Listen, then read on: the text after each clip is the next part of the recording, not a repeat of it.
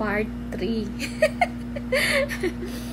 Ayan. Kasi ang naramdaman ko kasi kahapon, nilalagnat ako, pero malamig yung talampakan ko.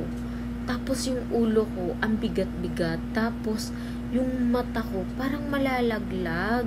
Tapos naduduwal ako, ganyan. Hindi ko maintindihan yung pakiramdam ko na sakit-sakit ng ulo ko, ang sakit ng dito ko, forehead ko.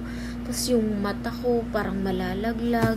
Tapos dito lang talaga ako sa room. Sabi ko nga sa baby ko, huwag kang lumapit sa akin kasi may pasok ka na bukas. Tapos baka yung lagnat ko, wala pa naman siyang absent. Sa awa ng Panginoon, wala siyang absent.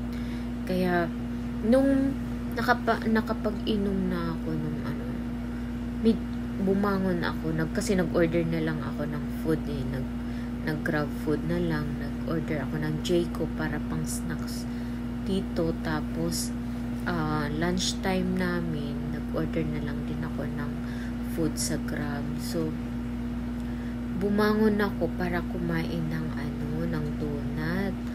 Pero at saka yung main dish nga. Pero lang, nilabas ko lang din kasi parang hindi ko alam yung nalipasan ba ako ng gutom or sobrang pagod.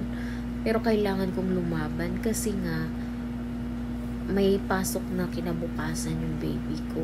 Ganun talaga kapag mommy, lahat gagawin, lahat. Oh my